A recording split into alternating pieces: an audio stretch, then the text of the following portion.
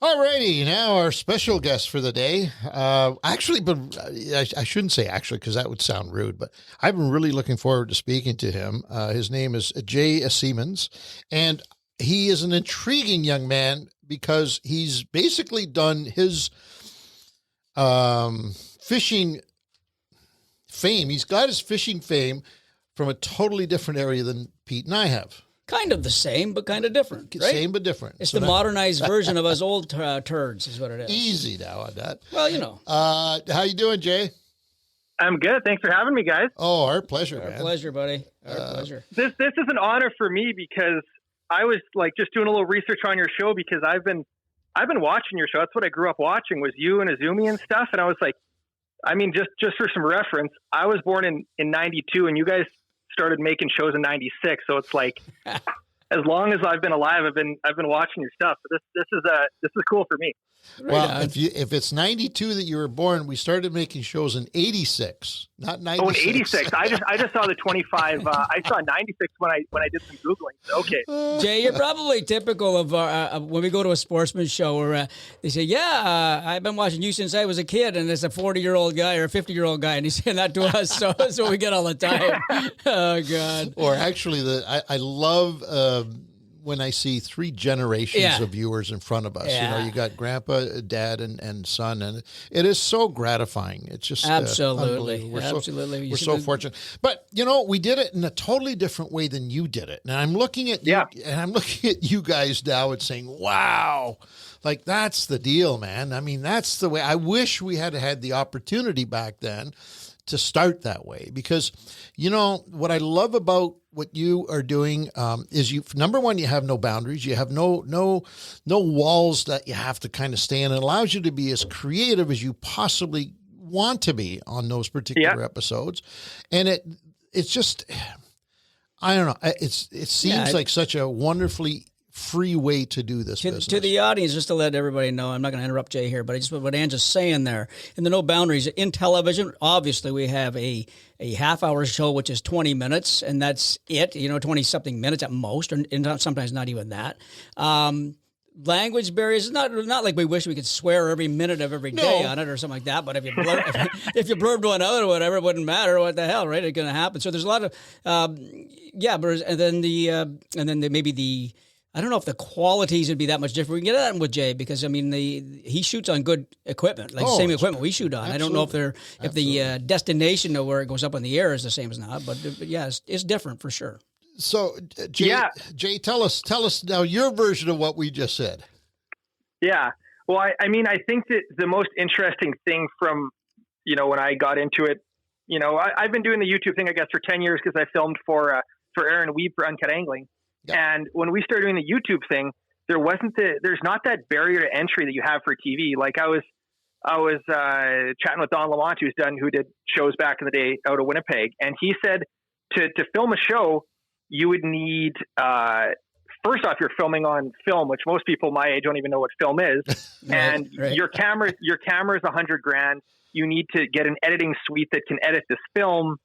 You need to sell commercial time. Like there's so many things now that people my age and younger don't understand, because now anyone can buy a camera or even use their phone and you can just upload it to YouTube. It's free. You don't need to buy the airtime. You don't need to YouTube also puts ads in there for you. So if you click a button and it says monetize, YouTube puts the ads in for you. And that's it's a very different thing. 'Cause we wish. It's crazy. Let the audience know, and Jay, you probably know this by talking to Don, but airtime can cost hundreds of thousands of dollars. Like it is that expensive.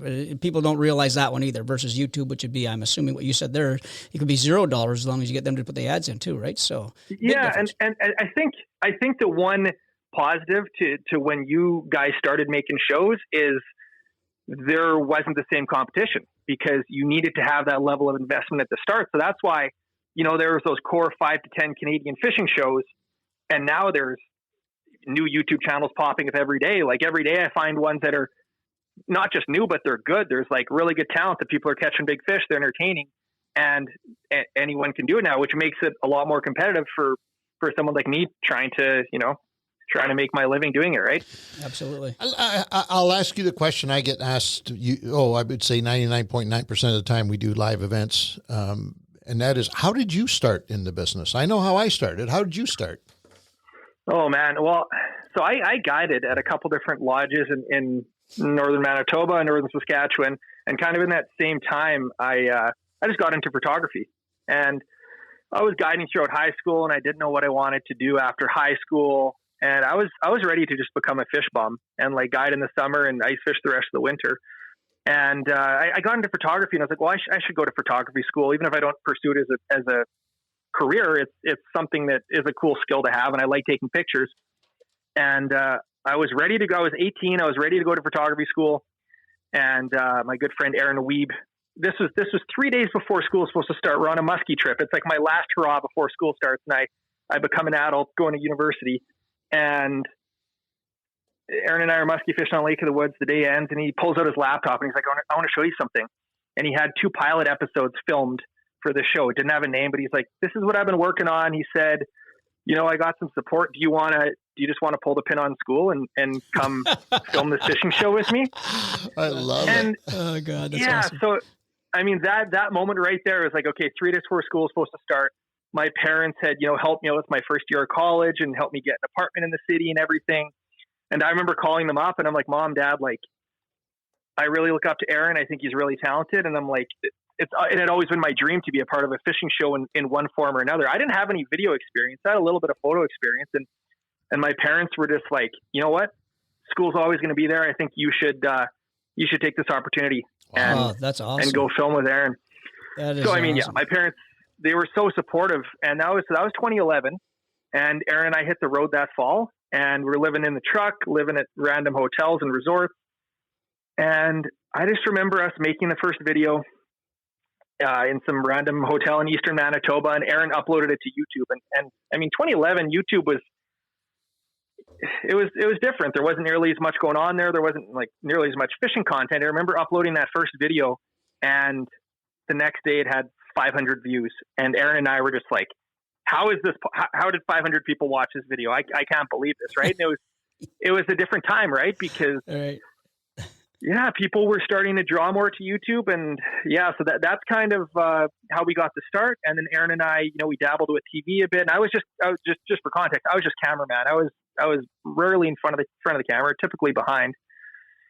And so we did that for a number of years. I kind of built up my own production company on the side. And then, I mean, you guys know filming fishing, that it's really tough to schedule out.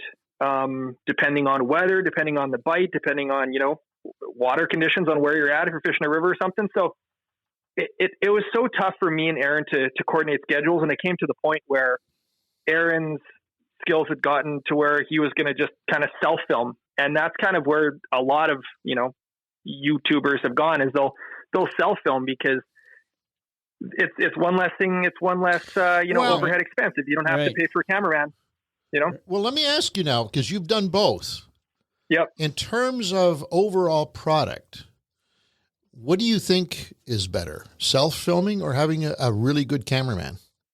I think having a really good cameraman will trump self-filming. The thing about self-filming, let's say, a guy like Aaron going out, is he will fish harder than anybody I know. And eventually you're going to burn out that cameraman, or you have to make a decision split second, right? There's times where Aaron called me and he's like, hey, I just saw the biggest muskie I've ever seen on Lake of the Woods. Can you be at Lake of the Woods in 4 hours? So I remember driving through the night and getting there at 5 a.m. to the boat launch, and we filmed. And it's like, that worked because I was 19 years old and had nothing going on, but like Aaron could have just gone and filmed it himself, right? So I think there's moments you can capture when you have the flexibility of filming yourself and you're not dealing with someone else's schedule. So I think you capture some cool stuff. But I mean, from a production standpoint, having someone monitoring your audio all the time, having someone just, checking camera, swapping batteries, it allows the angler to focus on fishing. And, everybody wants the big fish at the end of the day, right? So, and I think that's the big difference right there. Listening to what you're saying, now it all sort of comes back and makes sense, because to me, doing it the way we did it, there were so many more responsibilities that Pete and I had, aside from finding fish, and catching fish, right? Because we had the business part, we had the being able to acquire those images and getting them on tape and the editing part and all that. So, but now listening to you, even the guys like yourself that are self-filming, you're doing that constantly anyways.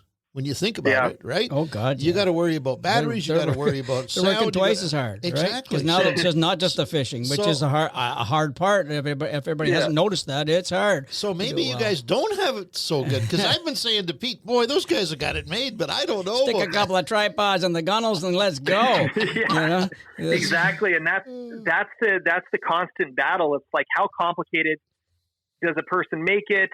And there's times where I do have Brandon who does shooting and editing for me, and when he comes on trips, it's a reminder of how I can focus on fishing when I'm not filming. But it's the same thing. It's like, I don't know if I would have been able to start a career in YouTube if I had to hire a cameraman full time right away. It's like in the last, I would say, 2.5 years. I guess I've been doing my own channel for 4 years. Only in probably the last 2.5 years, I've been able to offload the editing work. Before, I was doing, the editing myself too. So I come back from a trip and it'd be like, so, I mean, I think that's what scares people away from the YouTube thing a little bit, because have you guys done your own editing?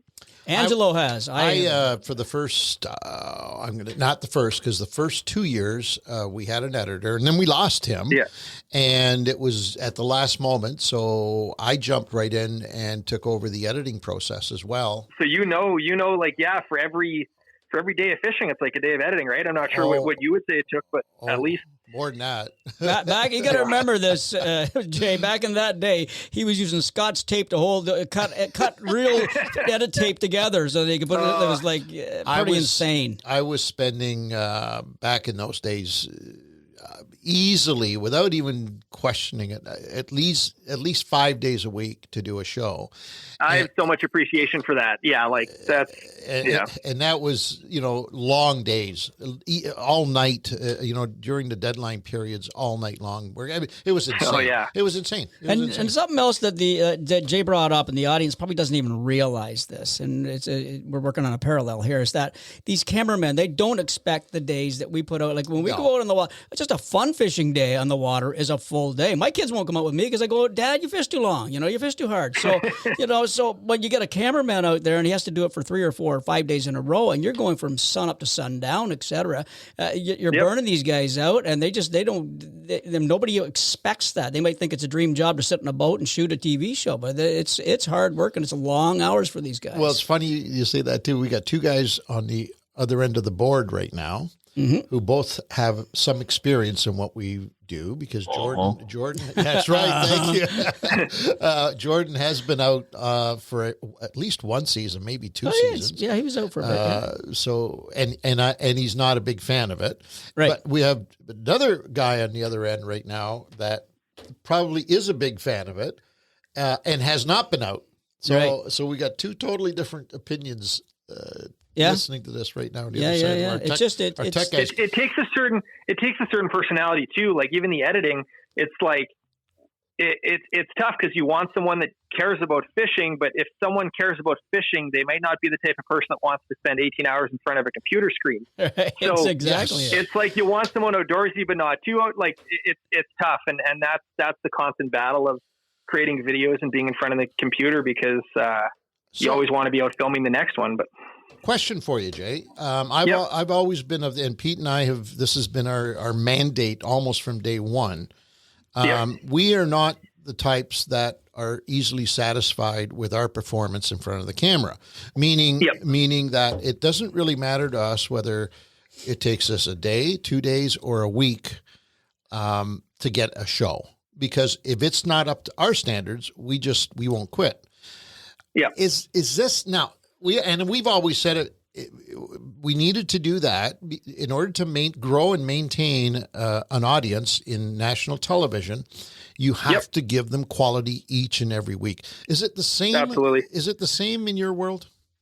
Well, that's a great question, because the thing is, YouTube has algorithms, right? So there's times where YouTube will favor certain videos to pop up in front of you. And I will tell you straight up, like some of what I think are my most highly produced videos don't get views. They would, for whatever reason, they don't get favorited. And there's definitely like a certain flavor. Sometimes we're all trying to crack the code on YouTube, all of us that make YouTube videos. And it's an inner battle for me as an artist, because I know what I want to make as an artist. And I also kind of have an idea what people want to watch as viewers. And I can tell you, I can kind of predict somewhat. I wish I could predict all the time, but I can kind of predict that if I post a walleye video, it'll likely get 2 to 3 times the views as if it's a bass video. Yeah. Because if people fish in Canada and they only fish one weekend a year, they walleye fish. They typically don't bass fish, right? Yeah. So that gets brought into the equation. And then it's also like, you guys are doing 13 shows a season, or do you do 26? We used to do 13. 26, yeah, 13. Yeah. So it's the other thing, like for me, it does. I don't think it hurts me to put out a video if I struggle to catch fish. If I go out and, I struggle, but there's still something I can teach people. It's like, I'm not risking as much. I'm not buying that airtime, right? I can just put it online for free. And if I think there's the littlest bit of value in that, I don't want to throw that footage away because I put the time into it. For you guys, you're kind of, like you said, you're limited to those 13 or 26, and you want everyone to be a shining star. There's videos that I'm like, well, I don't know if I should put this out. And then you put it out and, maybe people relate to it. Maybe it gets views, and it's definitely different. Let me say one quick, I want to say one quick answer. The beauty of what these guys are doing on YouTube though is that if they have what they feel is a real good piece, but they say, you know what, I might not get the views, they can go throw something else in there before they even put it on YouTube. Say, oh, you know what, if I just put a little crankbait piece in there, maybe it'll go, or some stupid silly thing in there. You can actually add to it. I think, right? I mean, my goal when I set out to film a video now is, if I don't catch a fish, because we all get caught in, we need a big fish in this episode. Every episode needs a big fish. Yeah. But if you can tell a story or you can teach in a certain way, like I think if I make the objective of this video, how to make a quick strike rig for pike, and I show the A to Z steps of making a quick strike rig, how to put it on a tip up, how to rig up your Cisco, I think that's enough value that someone's going to want to watch that. If I catch a big pike, that's a bonus. So it's just like, I'm always trying to think, how can I guarantee that there's some value rather than, me just going fishing and striking out. So, because I think there's always something to teach, and it's kind of, a goal. What you do extremely well, is you sell your personality. Absolutely. You are one of the best that I've seen you're able to reach right through and grab that audience member and sit them down beside you. And thank you. And you do it just so easily, and it looks just flawless. I bring that up only because in our industry, we don't necessarily have that. We're so focused on product because we're forced to, because it's broadcast, that maybe sometimes we don't work on our personalities. And you know what I mean? And I say that I'm not talking necessarily about us. I'm just talking about our group in general. There is one guy who, in my opinion, and he'll give me hell after he listens to this, I'm sure. But he's a good friend of ours, and he's been on our podcast. He's been with us, involved with radio with us. I know where you're going. Who you're going with this? I don't know where, but I know who you're going. Yeah. Choronzey. Okay? If there was ever a guy, seriously, if there was ever a guy built for YouTube, it was Choronzey. Oh, you think about that. Oh, yeah. Because he can say whatever he wants. His TV work was crappy, terrible. He didn't, and I've told him a million times, he didn't even deserve. The only reason he got on TV is because he had enough money to buy his way in. But on the other side of that coin, can you imagine Darryl? Oh, yeah. Had he started on YouTube? Oh, yeah. He'd be the biggest thing in the business. Yeah. I'll guarantee you. No, I think there's something to be said for that. And I think, there's definitely a generation of people that the thing is, if you can, at the end of the day, we're trying to make a living off of it, make it a business so we can sustain and keep doing it. But like, there's kids out there that have garnered enough views that they don't need sponsors. And I've told people, I'm like, hey guys, like I try to keep my episodes very clean because I know there's kids watching and that's just my personality. That's woven into me. I want to have a clean product. That's who I am. And then I have friends that, will push it and be a little more edgy. And I'm like, hey, that's fine. That's fine. But like a brand might not want to associate with you if you're running that line. But with YouTube, if you get enough views, you don't necessarily need the brand, paying you, right? What is that number, Jay? Is there a number of views that these young YouTubers can aspire to be able to say, wow, I can make some money at this? I mean, the thing about YouTube, and it's all a piece of the pie, right? Like ideally you get some views and you can get a little bit of sponsorship money and maybe you sell a little bit of merch and all this stuff, right? Like, I mean, it's so tough to quantify because it depends how long people are watching your videos, how long your video is. And yeah, it's really tough to say. I mean, I think if you're looking at in the YouTube space and you see someone with 50 to 100,000 subscribers, there's a decent chance that they can make a living off of what they're doing. It depends on, the business side, because there's always the business side behind it. Yep. But yeah, I think if you have, 100, I would say a lot of the people that have 100,000 subscribers or more getting 50 to 100,000 views on a video, they're likely making a living of it. So, which is pretty cool. Let me ask you a question. Do you feel at all that you are playing, with the handicap by being Canadian in your space? That is a great question. Because I have a couple buddies that have made, their livings off of bass fishing videos in the States, and you go to the States and it's like the population density is insane. So if you're a guy that makes videos fishing ponds for bass, well, there's a lot of people that pond fish bass all across the United States, right? Right. I think there's a positive for where I'm at. Like, I would say ice fishing has kind of become a niche. So, for example, a lot of people in the Midwest like ice fishing. They only get ice for, let's say, December to February. And we get ice in Kenora from November to April. So I know that if I'm making YouTube videos in November, everyone else is like jonesing for ice and they're so excited, but they can't go yet. So I know that people are probably more likely to watch ice fishing videos at those times. So, I mean, especially during the lockdown, I would say people were living vicariously through Lake of the Woods videos, because that's a pretty iconic, destination for Americans to come up to. So, you can't come across, the next best thing would be watching someone fishing on your home lake, right? Or your cabin cottage lake. Yeah. Reason I asked that question, because we go through this all the time with the amount of work that we put into our product, with the costs that we have in getting our product to market, and knowing a lot of the American producers, fishing show producers very well. We become acquainted with some of the bigger names down there, and knowing their inner workings. In fact, we're producing Roland Martin outdoors. I don't know whether folks know really? that or Cool. not. We've been doing that for a couple of years now.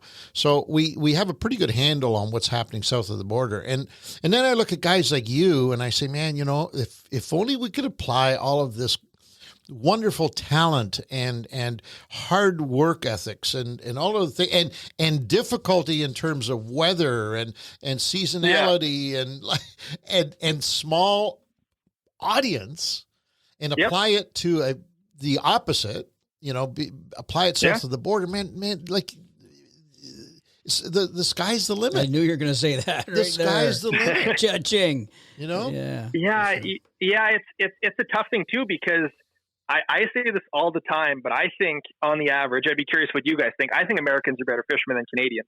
Would you agree? No. Wow. Not even close. No. Wow. Not even close. They're better bass fishermen. Here's my reasoning.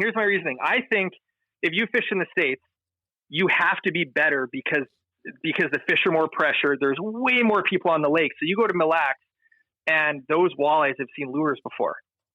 I think you come up here and you can get away with maybe not being as fine-tuned as an angler. Jay, you might be talking though, Jay, Mille Lacs versus way up to Kenora area and all that. Yeah. But you start getting to southern Ontario and I don't know about the rest of the provinces, but those southern portions where the population is, and the fishing gets pretty tough. At. You know what I mean? Like where Simcoe, we are. Yeah. And, I spent some time on Simcoe, and that's opened my eyes to Canadian fishing pressure. Right. Exactly. But let me give you another example. Okay. When was the last time, Jay, that you went out fishing and you spent 3 or 4 days on the water and you didn't have a complete weather change? Yeah, that never happened. Never. I can go down in Florida and get on into my shorts and T-shirt and fish bass till the cows come home, and the temperature may dip 1 or 2 degrees. That's a good point. Right? And that makes for tough fishing up here. And that's why I say we've had to contend with, and because of the seasonality, we've had to learn how to fish in the spring, how to fish in the summer, how to fish in the fall, and certainly how to fish in the winter. Swing. No, those are all very good points. Right. I think another thing that is maybe in our positive is, like, as far as American people watching, is it is Canada's a destination for a lot of American fishermen, but it's more so the Midwest, I would say, favors coming to Canada than maybe the southern states. But I know what you're saying. It's no coincidence. It's a big market down there. No coincidence that if you ask anybody who the top 10 bass anglers are on the pro circuit in the U.S. right now, we'll have at least 1 or 2 Canadians. Oh, the Johnstons and Gussie? Yeah. Exactly. Yeah, they're starting to make a mark. Right? They're starting to move it, right? So you take those 1 or 2 out of maybe, 10 that are fishing professionally in the U.S. as far as Canadians go, and you add that to the American numbers, and all of a sudden you say, whoa, those boys are pretty good. That is, yeah. And you got a guy like Gussie, for instance, and that boy is not just a bass fisherman. That guy's a stick in all departments. That boy, you know what I mean? Yeah. He is good. So you can shoot the odd bear too, deer, bear, and everything else. Yeah, exactly. So I don't know. It's just I think Canadians, at the end of the day, are just better tacticians. They're better. I think everything. The theory of fishing is better with them because they've had to learn it under really adverse conditions. So and then I look at you guys now, Canadian YouTubers. You guys, if we put you on the level playing field that the U.S. guys are, I think you guys would blow the doors right off them. Personally, I'm telling you. Wow. I'm telling you. My opinion. Your audiences would be massive. Here's a question then, Jay. Who was, because I don't know this, honestly, I don't think I answer this. Who was the biggest that you think is the biggest YouTube angler personality anywhere in the world right now? Who would be the biggest? Oh, man. That is a tough one. There's a saltwater guy called Blacktip H, Joshua Jorgensen. He's pretty massive right now. Yeah, I'm trying to think. I mean, there's the Guggen Squad guys, which you've likely heard of, and they're basically just bass, which kind of is a little more, pigeonholed. So it's tough to say who the biggest name would be. Like, I think Aaron Wiebe has done a really good job for himself in Canada, being just a very entertaining guy off the wall, and he's the complete package, right? So I mean, I'm biased, but I think he's just kind of paved the way for a lot of us to do what we do because I'll tell you, like, 5-10 years ago, when you're talking to a sponsor about YouTube, it was a very foreign conversation to have, Right. Yeah, I think Aaron has done as good a job as anybody in this country for sure. Oh yeah, for sure. And once again, comparing him to the U.S., I don't know of anybody in the U.S. that I would say, just from what I've seen, would be any better than him. Right. Yeah, without question. Right. So I agree. Especially personality-wise, right? He does a good job of putting those shows together, and he has built a great personality. Except I have a bone to pick with him one day, and I might as well pick it with you now. Who, me or Jay? Jay, because you were his partner. I've only met him once, but I don't think we officially met. We were at a Garmin function a few years ago. Oh, yeah. He was at one in the States somewhere. Yeah, I remember hearing about that. Yeah, and I was very disappointed with him in that he didn't seem to be a very open and friendly and gregarious as he does on the screen. You know what I mean? I don't know. Maybe it was just me. You want him to come over and offer free beers? Is that what you're saying? Well, that wouldn't have hurt. It would have certainly would have broke the ice anyway. Broke the ice. No, he didn't. And I know he knew who we were. Obviously, I would hope he knew who we were. But he knows who you guys are for sure. I wouldn't take anything personally. I can't speak to that certain situation, but. Anyway, one day we'll get a chance. I'm sure we'll meet. Absolutely. So we've gone way off base here because Dean went to the trouble of giving us a whole bunch of notes that we're supposed to go through. But exactly, that's okay. So tell us about. I think you might have already said that whose decision was it for you to leave Uncut Angling? Was it Aaron's or yours, first of all? I probably would have kept on filming Uncut if it made sense. I think it kind of came to a point where my side production business was getting, so busy that Aaron felt like it wasn't necessarily worth my time to film with him.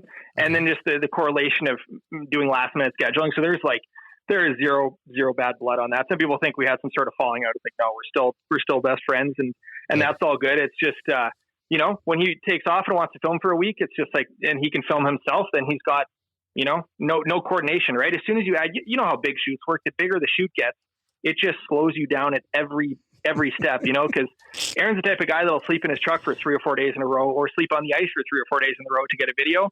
Right. And not that I wasn't game for that. It was just like, we both got busy, and it just kind of drifted in that sense. And then, then just a couple years later, I was like, well, I'm going to, I had the camera background. So I was like, well, I'll start making my own videos, not with the thought that it was going to become a full-time thing, but I was like, well, I got the camera gear and I'm going to some cool places, and, I want to document it. I think you guys would agree that looking back on old episodes it's beyond the fact that you guys are able to make a living doing it. It's that you can show your kids, show your grandkids. It's like, hey, this is what I did. This is me 20 years ago. Right. Well, absolutely. I mean, in my case, my grandkid comes on the show now. So yeah, that's most great. It's really fulfilling for me sure. Personally. Absolutely. Did you say you dabbled in television? Did you say earlier on? So Uncut did just one season of TV. Where? Really? Whereabouts? And we did Wild TV and Sportsman in the States. And it was like you were talking about the constraints. So Aaron did all the editing for Uncut Angling. And it was just like Aaron wanted to focus on making videos and not selling ad space. And he didn't really have experience selling ad space. That wasn't something that was my role to do either. I didn't have experience in it. I was like 19 years old. So he did a year, and I think if you'd ask Aaron in hindsight, he's like, I wish I would have just taken that airtime money and all the effort put into cutting a show down to 22 minutes and just focus on creating more content, because he didn't have that same background cutting stuff to 22 minutes. And that's what I love about YouTube is I can post a video that I shot yesterday. I can edit it today and post it tomorrow. It can be 22 minutes. It can be 7 minutes. It can be, I like playing with longer film style videos too that are 45 minutes. That'd be so cool to be able to. I mean, that's what I said earlier in the show. We're so constrained to time and everything else. That'd be just that length of episode would be so huge for us. You know what I mean? It'd be so nice. Yeah. Right. Now, having said that, I also, and I'm going off notes again. Sorry, Dean, if you're listening. I know you are. I'll get to the notes. Dean's listening. All right. I've not seen very many TV guys succeed on YouTube. Do you think there's a reason for that? So I think it's tough when you repurpose content sometimes. Like if that same show is getting posted on TV and YouTube, it could be tough. And I would say that the common denominator with people I know that have made a go, there's a few exceptions. I would say, like Scott Martin's an exception, but I would say for a lot of people, it's like, if you're fishing tournaments, you're a tournament fisherman. If you're making TV shows, you're a TV guy. If you're making YouTube videos, you're a YouTube guy. Like I've put all of my effort into just making videos for YouTube and to try to get the attention there, right? Right. Scott Martin's unique because he's been able to have people film his tournament scene, and he's gained a pretty big following. So he's a crossover that's done good at the tournament, and the videos, Brandon Palaniuk as well. But it's the same thing. It's like, if you want to focus on winning tournaments, you got to put everything into winning tournaments. And it's the same thing with YouTube. It's so competitive that it's tough to spread yourself thin on different things. So I don't think it's impossible to do good on both, but I think you kind of need to be super strategic. And I mean, your guys' stuff does good on YouTube. I see your YouTube stuff popping up all the time, and you're doing TV. So there's definitely I would say you guys are a story of doing good on both. We're trying, but we're doing a lot of repurposing stuff too, like that, right? So we should, if we really wanted to make it, we would have to do exactly what you're doing. We'd have to say, okay, guys, let's not think TV, let's think YouTube, let's get out there and do it different. Now, having said that, Jay, we've gone out purposely to do YouTube stuff, and I personally find it so difficult to throw that switch. I find it so difficult to get out of TV mode. Mentally, I'm talking about, right? And sometimes it's a hindrance. All those years of doing TV, it's definitely holding me back from being able to do good YouTube. It also depends on how you think. If you think you need to act differently, like I think that the consensus would be, YouTube videos are a little rough around the edges and a little less produced, but like YouTube videos can be more produced. I don't think there's a book on that, right? It's like you can kind of do whatever you want. So I think it might be potentially you getting in your head if you're like, well, maybe we should do this different, but you could do the same format and just have, the unique content. It is a different thought knowing that, like when I go into a day of fishing, maybe I'll have my key talking points, but I'm never thinking about a commercial break. I'm never thinking about how is this going to fit into 22 minutes. I'm just like, if the fishing's really good, this is going to be a 40-minute video. If the fishing's really bad, it's going to be a 15-minute video, right? That's awesome. That's the way it should be. I like that. I want that. God. Oh, my God. Hey, let's talk fishing for a while, or we're really going to piss off a lot of people. Are you from Manitoba originally and now in Ontario, or how's that? Yeah, so I grew up south of Winnipeg. Okay. And then I found my wife in Kenora, and I've been in Kenora for the last 3 years. That's a song. I found my wife in Kenora. Yeah. Well, look at that, ladies and gentlemen. I always joked about finding your own Kenora, and it just so happened. So that's cool. Yeah, it's a good place to be. I'll start with a quick question, and it came to my mind this morning. And you'll know this, and Angelo definitely knows this. Is there the same thing in Manitoba as in Ontario where they call walleye pickerel? They do, and do they? It's just it's so bad, and I would say it's more so old timers, right? That's what it is. It's a nonstop conversation. Like it's oh man, but I think a lot of their argument, if you get walleye that were commercially fished out of Lake Winnipeg, on the packaging they package it as frozen pickerel, and everyone uses that as their argument. It's like, no, the commercial fishermen call them pickerel. I'm like, no, it's just because the commercial fishermen are old timers too, and they're not. Exactly. It's not correct. And then I show them a picture point. of a chain pickerel. Yeah. And I show them a picture of a chain pickerel. I'm like, that's what a pickerel looks like. I'm like, you go to the southeastern United States, you can catch a pickerel. These are walleye. So I razz people about that all the time. I didn't know. I just wondered about it. I never talked to Manitobans about it. I got to the point now where I don't even correct them anymore. No. I go with it. No. My dad and I'd have conversation. There was pickerel mentioned as many times as walleye in there. We never argued with each other. Yeah. At first he argued with me. What are you, American now? What the hell's going on? And I say, okay, pickerel boy, way to go. So that's great. Oh, boy. You're my hero on two counts. First of all, because of the YouTube thing, but you also have another profession that you spent some time in that I really look up to, and that is guiding. Because I think a good fish guide, of which, by the way, I want to clarify that term. I hold some very high standards when it comes to a good fish guide. But I have to ask you, First of all, one is written for me, so I have to ask you that one. I want to know your craziest guiding story. Okay. And then I need to ask you something about the way you guide. So go ahead with the guiding story. Give me your best guiding story. What's the wackiest? Okay, well, go ahead. Oh man, I've got a couple, but I would say probably the top of my list happened my first week of guiding. I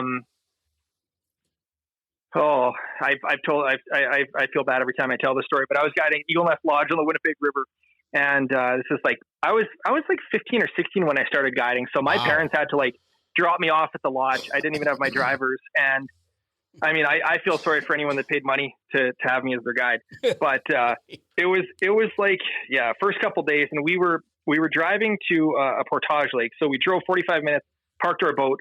Went in and fished. It was called Crow Duck Lake. Fished there for walleyes for the day, and then came back down to our boat. So we came back to our boat at the end of the day. Had a great fishing day, and there was water in the bottom of the boat, and the bilge wasn't working. So I, with those little tiller boats, you can pull the plug from the inside, and it'll just drain as long as you're driving. It'll drain. Right. So I pulled the plug, drove back 40 minutes to the lodge, tied up my boat, went up for dinner. I'm happy, all proud about my good day. Oh, no. And there's me sitting in the dining room, and a guide runs up, one of the senior guys, and he's like, "Okay, boys, we got a boat sinking. We need all hands on deck." So I'm just like, my heart sinks because I'm like, I feel so bad for whichever guide is losing their boat. And I'm just like oblivious to the fact that it could be my boat. So we start walking down the dock, and there's like 5-6 guides all walking together. And I'm like, I just see the cowling of the boat. The boat's pretty much all the way down and just the top of the cowling. And I look closer. I'm like, that's my dock slip right there. And then my heart really sank. And, cause I'm so eager, so excited on my first week of guiding. And all the guides are like, okay, Jay, well, hop in the water and put the plug back in. So fully clothed. There's baby Jay. I hop in the water. I put the plug back in. They had like a commercial sub pump. They pump out the water, and the boat, they ended up having to bring the boat into the shop, but it all worked. But I remember after that, they're like, hey Jay, time to go tell the boss. So the boss is having a nice sit down dinner with his wife in the dining room. And I'm just like a wet rat, just dripping. And I remember walking up to him and I'm like, I sunk one of your boats. I pulled the plug and I didn't put it back in. And he was just so gracious. And, he took it in stride and he was like, yeah, no, I mean, now we know for next time, you only make that mistake once. And, knock on wood, I haven't sunk any other boats since. So I'm going on 15 years without a sunk boat. So. Oh, good for you. That's a great record, actually. That's not bad. That's a good story, though. I can imagine him being all proud and learning this show, and they've all like guests, hey, check this out. We can empty this boat out while we're running full bore, everybody. Oh my God. Were you self-taught as a guide? Yeah, I was pretty much just thrown into it. Like I remember I came to the lodge thinking I was going to be, cutting grass and maybe guiding a bit, and it was like my second day there. And, another story of Junior Jay not knowing what he's doing is I remember like we went into this creek for spring bass and the guests weren't able to catch the fish. So I grab a rod and I ended up just like catching trophy bass in front of the guests. And I'm so pumped. And then at the end of the day, the owner and the guide manager sat me down. They're like, Jay, you can't be out fishing the guests like that. Like they're paying money to come here and you're out fishing them in front of them. They're like, you can't be doing that. Mm-hmm. So I learned very quick. And I would say like the biggest thing guiding taught me, aside from being on the water every day and learning the obvious, maybe not obvious fishing stuff, is just human relations and dealing with different people and needing to not act different in a bad way, but just to put on a different outfit depending on who you're dealing with. You have to adapt, right? That's the thing. I think one of the best courses a guide could take, if he's serious about his craft, is some kind of psychology, psychoanalyst kind of course. You know what I mean? Yeah. Because if you could do that well, you think about it. You could draw out all that negativity out of that guest, right? You could listen to him. You could it would be a wonderful and get the best tip of a lifetime. Hey, you'd be the best tippers. Hey, sure. See, what I was going to say, my second thing I wanted to talk to you about guiding that I have a bit of as Pete knows, I have a real pet peeve, but you may have already given me a bit of a sigh of relief when you mentioned it. I personally don't think a guide should fish at all.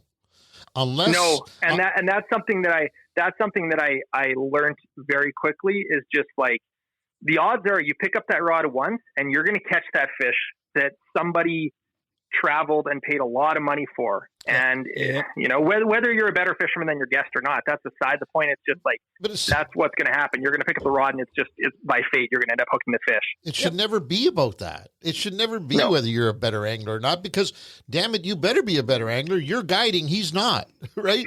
So why, I don't understand. And Pete and I have spent probably as much time with guides over the last 40 years as anybody else that I know. And I got to tell you, a lot of them don't have that mentality. A lot of them just want to show how good they are. They want to outfish us. They want to outfish us, literally. They'll just say, I got to beat this guy. I got to beat this guy. And that's not the right mindset. No, and that's my pet peeve for guiding. I don't think a guide should have a rod in the boat. If the customer, if the client wants you to fish, first of all, you'd have to really do some fancy talking to get me to fish. But if he absolutely wanted me to show him something in the way of a cast or a technique, then I'll take his rod and I'll do it with his rod. Absolutely. I have no business having a rod in the boat. None. Zero. No, there was one lodge I worked at, and it was pretty much it was told to all the guides, if you get caught fishing, you're going home. There were guides that actually, at least one got let go because he was just fishing with guests. Like there would be a unique situation where it's 12:30 and we haven't caught a walleye for shore lunch, and it's like, okay, all hands on deck, we need to catch dinner. But when you're casting a pike bay or for lake trout, jigging for lake trout. There's just no reason for you to be fishing. Yeah, that's what I was going to say. Is filling out for shore lunch or something like that. When the guys say, "Yeah, we need 6 in this boat," okay, you help catch 2 and they catch 4, or whatever. Might be only if they want you to, though. Your answer's absolutely right on that one. So all right. I need to ask you, when did you start the show that you're doing now? It's a Thrive Visuals? No, that's your production company, right? Thrive's the production company, yeah. Okay. Tell us about the show itself on YouTube. Like just on for my channel in general? Yep. Yeah, it's at the start I kind of played with just uploading a bit of everything, like uploading, I used to do wedding photography, so I do like behind the scenes on wedding photography, behind the scenes on travel and Northern Lights photography and general just trips and whatever. And then I kind of realized that people wanted to see more of a narrow scope, and fishing was obviously, my focus at that time. So, kind of, I guess the turning point where it turned into more of a consistent thing was when Manitoba Tourism was like, "Hey Jay, like we like the videos and we want, we want to help you grow your channel." So they were kind of a supporter that came on 4 years ago and have been with me and kind of, just, helped make it possible to do what I do, to make videos. And so, I mean, yeah, it's so cliche. I couldn't do it without the sponsors, but like, I really couldn't have, they made it possible. And I'm, very grateful for that. Yeah, absolutely. And how many episodes do you put up? What's your season look like? Oh man, that's the thing. It's like, I don't really have I do not have a schedule. There's some people that'll say, "Hey, every Monday I'm going to put out a video." But like, I would say anywhere between, I would say on average 1 a week, but probably, so I don't know, in a year I'd probably do 50 to 60 videos would go on my YouTube channel, maybe more, maybe less. This year I produced a series that I hosted and produced, and it went on the Meat Eater YouTube channel. So I did 2 seasons of that. So that was 8 episodes that went there. But yeah, it really just depends on where I'm at in my life. So like, for example, I am expecting my first child in June. Oh, congratulations! Nice. Thank you. So that'll be less travel. But the thing is, I live in Kenora, so I can go fish on Lake of the Woods for 2 hours in the morning and make a little video, make a video about how I like to, use jigs and swim baits for walleyes, or do a muskie session at sunrise. So I think that's like I said, the beauty of it, that it can transform to where my life is at. There's times where, like since November, I've been on the road for probably every other week. I've been on the road in Manitoba, doing some stuff in the States. And yeah, so there's really not an answer for that, but I would say, yeah, like I try to aim for a video a week. Sometimes it's more, sometimes it's less. That's probably a lot of work. I would think that's, I mean, we're inundated with work once we shoot and then have to edit our stuff. And it's not even near that number. You know what I mean? So I can't imagine the work you guys do. We have a hard time getting 13. Yeah, exactly. But here's the thing. You guys, one thing that makes it different is you guys are traveling further. Like I've watched some of your stuff. You guys are coast to coast, which I love. Yeah. And every show is multiple days with the best of the best in 22 minutes, right? There's no filler in your shows. It's like there's always something happening. You have the segments within it. You have like even the graphics for your waypoint segment. Yeah. Even that, I know how much work all that graphic stuff takes. And that's me from the production standpoint. It's like people are like, oh, there's cool graphics there. But I'm like, no, that stuff takes like days to do. Like it looks easy, but it takes a long time. So I mean, yeah, it's just different. Yeah, you're absolutely right. You're gonna be able to, on Lake of the Woods, but you're gonna be able to go out there, shoot a YouTube, and then come back in and say, "Oh, now everybody's gonna show you how to change shitty diapers here in a very short time." It's gonna be the best segment ever. Yeah, get ready for that one. I love it. Yep. Well, that's going to be a real change for you. Obviously, you're going to have to do some balancing between work and home a little more than you do now, and it might change things for sure. Well, and that's the other thing. The other YouTube thing too is like it's just like there's no limit, right? It's not like, okay, this is how I'm scheduling out 13 shows. It's like I never know, and that's probably to a detriment that I'm like a little bit of a workaholic. So it's like as soon as the video is done, it's like, what's the next one? What's the next one? I think it could benefit me from being like, hey, these are the 40 videos, 30 videos I'm doing this year, and then just cap it at that. And it doesn't get out of hand because, right. But it's always finding the balance of work and life. Mm-hmm. Favorite species? Oh man. I mean, I would say tarpon if we're going anything. But freshwater would be muskies. And it's something people are like, you say muskies your favorite all the time, but you never fish, like you don't fish them that much. And it's just, Exactly.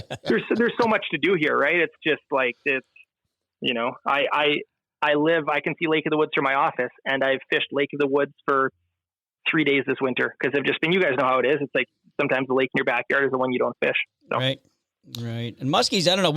Maybe it'd be different with YouTube. Muskies a tough sell for us to our audience. You know what I mean? When you're working so many days to maybe get 2 follows in a week's fishing or something. You know what I mean? They're such a hard fish to deal with. So I don't think people they love seeing them, and when we get them, we love seeing them too. 50-inch muskie is a bomb. I think collectively, as a group of anglers, we've gone out of our way to highlight the fact that it's such a tough fish to catch. That I think that's probably keeping a lot of people from saying, "Hey, I'm going to go muskie fishing." You know what I mean? Yeah, it's the closest thing to hunting for sure. You put in so many days. And, Jay, carp. Yeah, there was a question submitted by Cody Goodchild on Facebook. We got some questions. Yeah, do that one, Ange. Jay, what do you think of carp? Do you think they're a menace to society, or are they going to be a good thing? So this is probably something that people don't know. Where I grew up, an hour south of Winnipeg, it's not exactly like Sunset Country with lakes splattered everywhere. You're kind of in the middle of prairies and farmland. And my hometown of Altona built like a little man-made pond for their for the millennial year. And so that pond was built in my backyard, and they dug it out, and there's this big mud pit. And they stocked with rainbow trout. The rainbow trout all died in like the first 2 years, and then carp got in the pond. And that's what I grew up fishing. I fished carp. I've caught countless carp out of that pond. They weren't big. I was catching like 15 to 20 inch carp, but that's all I had access to. So I have a special place in my heart for carp. Wow. And right on. I love carp fishing. And I know that now recently in Ontario, because of your video, I saw that they changed to you can use multiple rods for carp now, open water. So that's definitely intrigued me, to do more of that. You know, we don't really have any carp in Northwest Ontario, but Manitoba, Lake of the Prairies, Red River, Lake Manitoba, they all have, massive carp. Selkirk Dam, buddy. Selkirk Dam.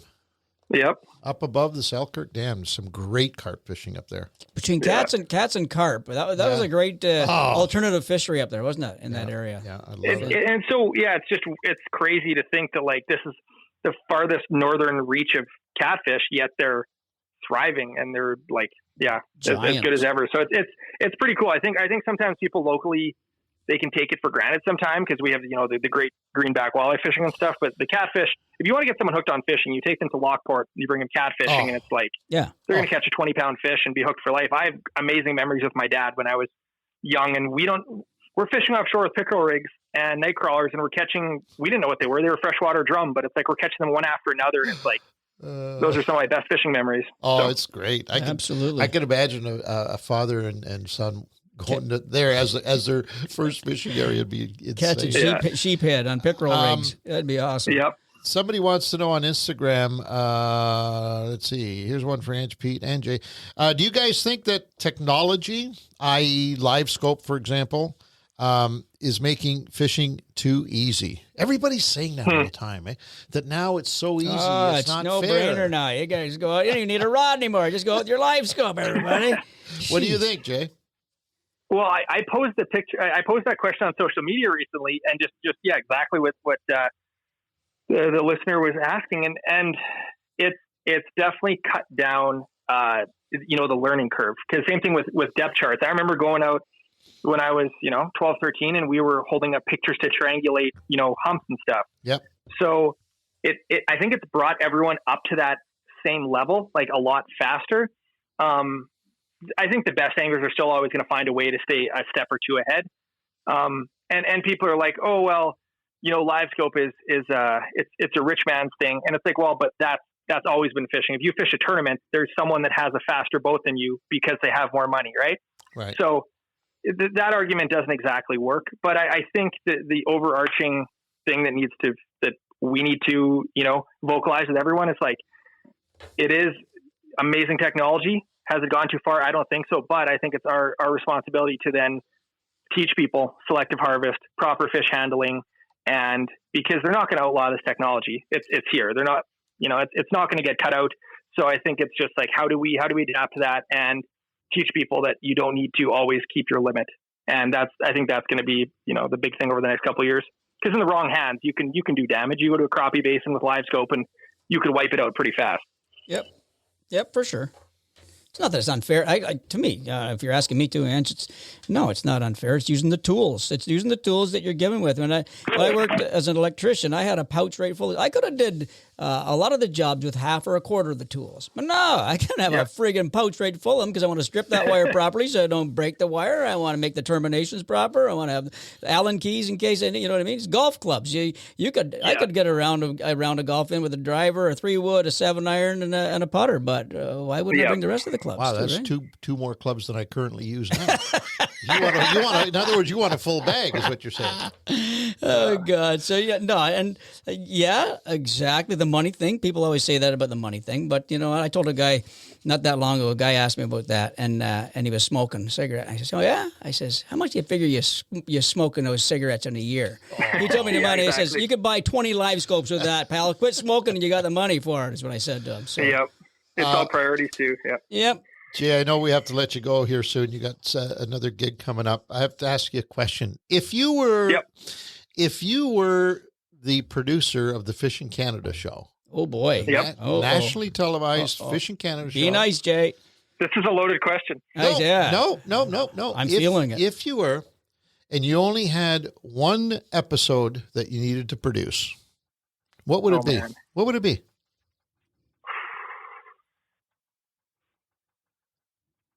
Oh, that's a tough one. It'd have to be something in Manitoba because we haven't shot there in forever. Only one episode. And knowing the difficulties in shooting a television show, what would it be? That is such a tough question. Like you guys, the thing is, you guys have done everything. So it's like, it's got to be something you guys haven't done, but you guys have done everything. Like, we have the same problem every year that you're having right now. Yeah. What's the next show? Yeah. It's always a challenge for us. Always. Yeah. We love, I mean, I would go ahead. The most untouched in Canada is the far north, right? That's where it's the most expensive to get to. It's the toughest. And I think there's the most to tap into there. But yeah, I don't know. I think like something crazy, like Arctic char is always cool, or like flying ice fishing to one of those remote lakes up in the north. Like I think there's some cool potential for something like that maybe hasn't been done. But man, I'm gonna be honest. I'm not just saying this because I'm on your podcast. It's like when I'm trying to research a fishery and trying to get a starting point, or maybe I'm brainstorming my next trip, your videos pop up on YouTube so much because you guys have done everything. It's like, I want to try striped bass on the East Coast. It's like, there's Fishing Canada. They've done it already. They've been there 3-4 times. And I'm not just saying that to blow smoke. It's just it's the truth. You guys have done so much, and that's the battle. It's the same. How do you keep it fresh, right? Yeah. We have that same problem every year. Yep. It's the same thing. Okay. Time to decide. First of all, let's decide on species. Okie dokie. Here we go. Here we go again. It's tough, and it's getting tougher and tougher for us, right? That's why you'll see. I think a trend we started maybe 4 or 5 years ago, where we're more focused on technique than we are on species or even location, although, location is an important part of our episode every week. But we really try and focus more on technique, and especially new techniques, new types of presentations. And even that's getting hard. I mean, absolutely. It's insane. We've produced, I believe somebody showed me the number. It was 800 and change episodes that we produced. So in that 800 and change episodes, man, there's not much. There aren't many stoats, including the famous in canoe, of which we only we only shot one of those. But we did do in canoe, which is as rare, she fish, as rare as it comes. Yeah, but the freshwater tarpon, that's cool. Yeah. Have you ever fished in canoe? I have not fished in canoe. No, that's one on the list for sure. Yeah, there you go. You got both of us answers because I have never got one either. So. No, you haven't either. No, never touched one. No. So. Yeah, So anyways. Well, I just got to give you guys props that, how you've been able to keep it fresh and do it for so many years and been to ever even you've written a book on it for so many places. I huge props for you've inspired. Yeah.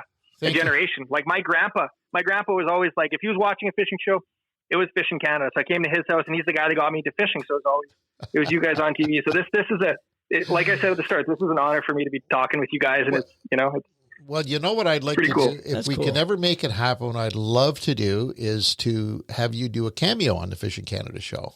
So that'd be fantastic. Yeah. So we'll stay in touch with you and see if we can schedule something in an area that you're in, and maybe we'll do a little cameo. We'd love to see you there. Have you got time for one more question, Jay? Absolutely, yeah. Okay, explain to the people what 39 hours was that project, and is there a future to that? Are you guys going to do any more of that, et cetera? So 39 hours was kind of Aaron's brainchild. It kind of stemmed off of a European fishing competition called Fly versus Jerk. But basically this competition was, the reason we picked 39 hours, why Aaron picked 39 hours, is that was kind of the typical amount of time you'd have on a weekend of daylight hours for activities. So kind of like three 13-hour days sort of thing. And so we took that time frame and we wanted to make it multi-species. So we had a team, the first season, I think it was a team in Ontario, Paul Castellano, Tara Murata. We had a team in Manitoba. It was Aaron Weeb and Manny Milas, team in Saskatchewan, the Conrad twins. And the clock started and they had 39 hours to catch as many species of fish as possible.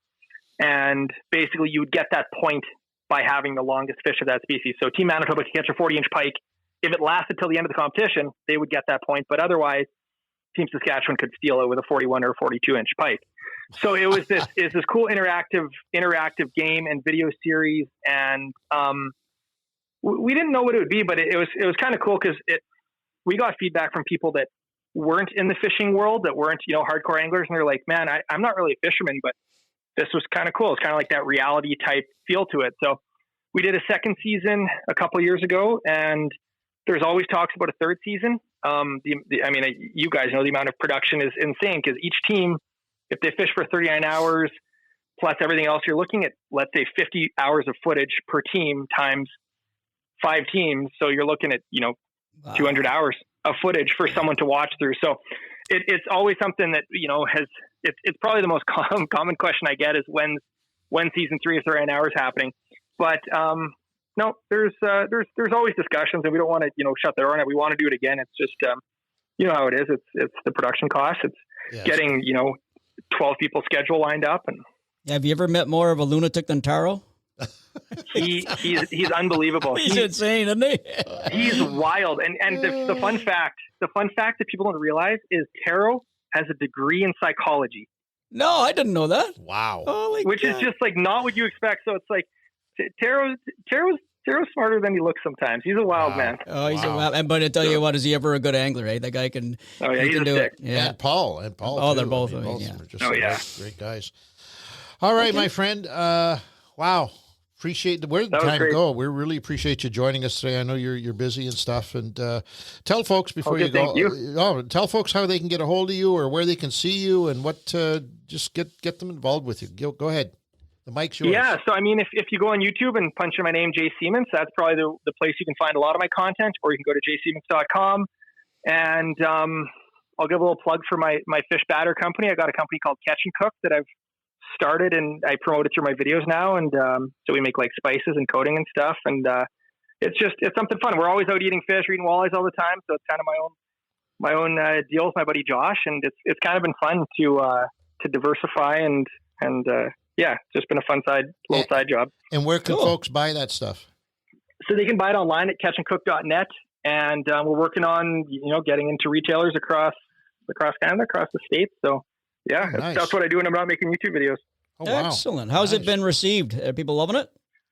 It's been fantastic. Yeah. I mean, you always, if it's your friends that give you feedback, it's like, no, I want the honest truth. Like I want it from a stranger. Right. Yeah. But no, the feedback's been good, and it's been, it's just cool to see people get creative with it. Cause right. Like I deep fry walleyes 90% of the time, but some other people use it for, they'll use the beer batter and they'll deep fry prawns, or they'll use it for their grouse or whatever it might be. Right. So it's just cool because you have your ways that you use it, but other people, cook differently than you. So Wow. I'll have Good to for look you. that up. Good for you. I'll send you guys some. You give me your mailing address after the call, and I'll Perfect. get you a little bundle. My friend, I feel like I've known you 100 years. Keep up the great I feel work. the same way. Good. Keep up the good. Well, Same to you. well, that's probably because you have known me. Because we are 100 years old, Jay. Come on.